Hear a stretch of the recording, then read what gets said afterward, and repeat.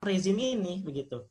Nah, itu mungkin yang harus menjadi bahan diskusi gitu. Bagaimana rute gitu atau bagaimana gambaran setelah atau bagaimana gambaran Jokowi bisa mundur atau Presiden Jokowi gitu bersama rezimnya juga bisa mundur begitu. Dan itu kan yang sebenarnya belum ada bahasan hari ini gitu. Ketika kita ditanya apa rutenya begitu, apa skemanya atau apa jalannya begitu, kita nggak tahu gitu, sama-sama nggak punya bagaimana peta gitu dalam hal ketika baik itu bagaimana mau diapakan presiden ini gitu, kasarnya tanda kutip, dan juga setelahnya mau apa gitu. Itu kan yang masih jadi sebuah kebingungan akut di tengah masyarakat sipil.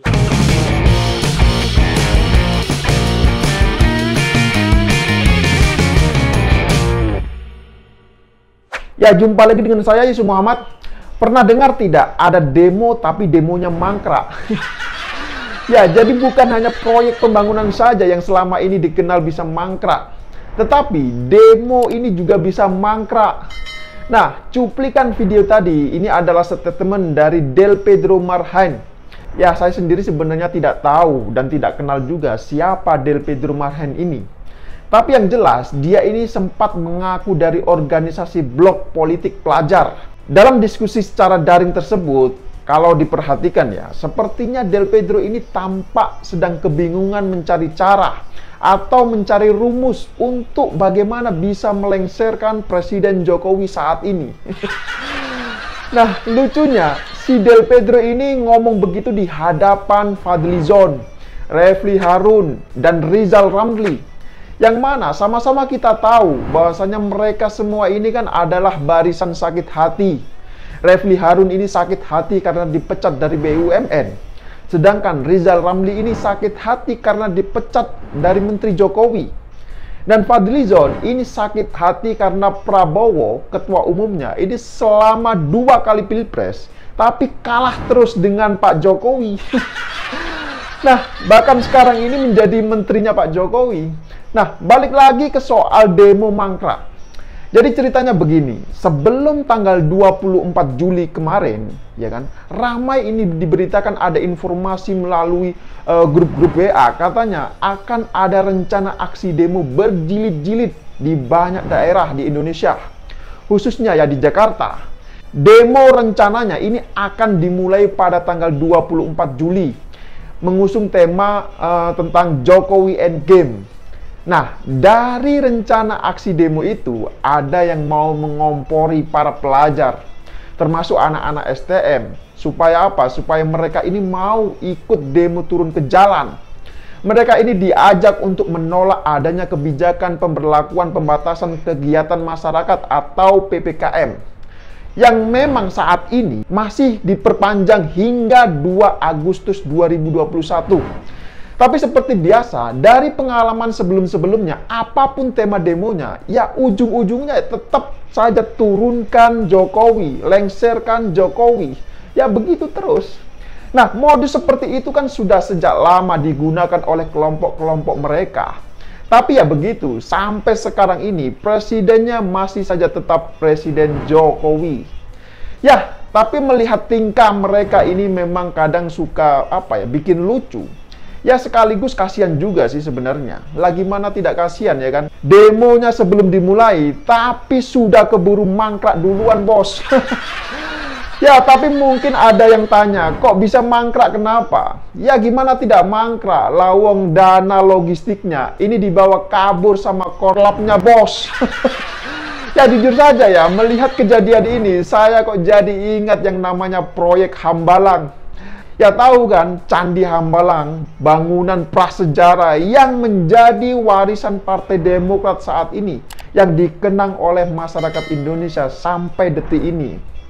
Ya semua orang juga tahu dalam sejarahnya, proyek Hambalang ini mangkrak kan gara-gara anggarannya dikorupsi oleh kader-kader Partai Demokrat. Seperti Angelina Sondak, kemudian Andi Malarangeng, kemudian yang sekarang ini Andi Malarangeng menjadi bagian dari pengurus Partai Demokrat lagi setelah dia keluar dari tahanan. Dan kemudian ini ada juga nama Anas Urbaningrum. Nah, jadi bukan hanya proyek Hambalang saja yang bisa mangkrak akibat anggarannya ini dikorupsi. Tetapi demo pun ini bisa mangkrak akibat logistik ini dibawa kabur oleh inisiator aksi. Ya memang lucu memang kalau melihat fenomena demo mereka ini. Ya tapi selain demo mangkrak akibat logistik dibawa kabur, memang rencana aksi demo itu sebenarnya sudah bocor terlebih dahulu dan sudah viral di media sosial, bahkan tersebar hingga di grup-grup WA. Ya gimana tidak ketahuan sebelum mereka mau menggelar aksi demo, mereka ini sempat melakukan Zoom meeting terlebih dahulu, bos. Ya jadi ketahuan lah. Akhirnya mereka yang diduga menjadi inisiator aksi demo, wajah dan identitasnya ini kemudian disebar rame-rame melalui media sosial oleh netizen. Ya meskipun saya tidak ikut menyebarkan sih, saya cuma mengamati saja sebenarnya. Ya coba bayangkan saja, siapa yang tidak panik ketika wajah dan identitasnya ini kemudian disebar di media sosial. Ya jelas panik lah. Nah, apalagi mereka ini kan masih mental-mental kerupuk. Anak-anak baru kemarin sore, tapi sudah sok gayanya mau melengsarkan presiden. Yang mana bisa lah. Mereka ini benar-benar amatiran kalau menurut saya. Ya gimana tidak amatiran ya? Yang bikin aksi ini kan anak-anak masih bau kencur semua.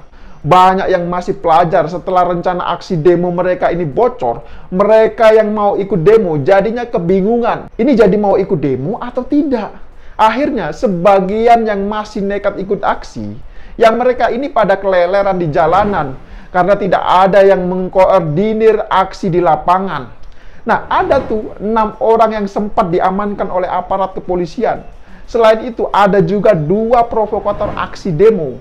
Ini juga ditangkap oleh pihak kepolisian. Saya jadi kepikiran juga, ini mereka sebenarnya mau ngapain sih? Mau demo kok cuma 6 orang? Ya, seruan aksi mereka ini memang tidak laku di kalangan masyarakat. Sudah banyak masyarakat ini yang cerdas dan muak dengan aksi-aksi demo yang malah semakin menambah masalah.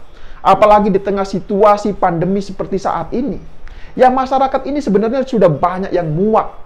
Tapi dari gagalnya atau mangkraknya aksi demo ini, ada elit partai yang nampaknya mereka ini kepanasan. Nah, siapa mereka? Ya, siapa lagi kalau bukan dari Partai Demokrat. Demokrat lagi, dan Demokrat lagi. Ya, contoh dalam cuitan misalnya melalui akun Twitternya kader Partai Demokrat yaitu bernama Rahlan Nasidik. Nah, ini terlihat jelas dia ini seperti sedang emosi. Dia merasa Demokrat ini telah dizolimi dan difitnah. Karena ada yang menuding bahwa Demokrat ini sebagai penggerak aksi demo mangkrak yang bertema Jokowi Endgame. Ya, Rahlan Nasidik ini bahkan meminta penjelasan kepada Muldoko, Kepala Staf Presiden. Ini cuitannya. Nah, katanya daripada diam sebagai korban, lebih baik terbuka ditanyakan di hadapan publik. Begitu cuitnya. Jadi dia ini menanyakan soal meme-meme yang dianggap fitnah terhadap Demokrat terkait rencana aksi demo yang bertema Jokowi Endgame itu. Yang begitu banyak beredar di media sosial. Dan semua ini rata-rata mengarahnya ke Demokrat. Nah, kader Demokrat ini kalau saya amati memang suka baperan. Bahkan sampai istri Ketua Umum Demokrat, yaitu Anissa Pohan, ini juga ikut berkomentar terkait hal ini. Dalam akun Twitternya misalnya, Anissa Pohan ini mengetweet dan mengutip ayat-ayat dalam Al-Quran. Ini tweetnya. Nah, katanya fitnah lebih sadis daripada pembunuhan. Sambil diberi keterangan, ini dikutip dari Quran Surat Al-Baqarah ayat 291. Nah, tapi setelah saya perhatikan, ternyata ada yang salah dari tweet Anissa Pohan. Emangnya ya, sejak kapan surah Al-Baqarah itu sampai 291 ayat? Kan surat Al-Baqarah itu totalnya cuma 286 ayat. Kenapa di markup menjadi 291 ayat? Lah dari sini kita jadi tahu ternyata bukan cuma anggaran saja yang bisa di markup, tetapi jumlah ayat pun ini bisa di markup. Ya, tetapi saya mau husnudon saja, berbaik sangka saja. Siapa tahu niat Anissa Pohan ini mau nulis ayat 191. Cuma salah tulis menjadi 291. Ya, daripada buruk sangka, lebih baik kita berbaik sangka saja, ya kan? Nah, tapi entah kenapa ya, akhir-akhir ini Anissa Pohan memang suka banget mengetweet dengan mengutip ayat-ayat Al-Quran. Dan Anissa Pohan ini kalau saya perhatikan memang sangat aktif di media sosial. Ya mungkin kalau menurut saya ya, Anissa Pohan ini cocoknya dijadikan sebagai jubir Partai Demokrat.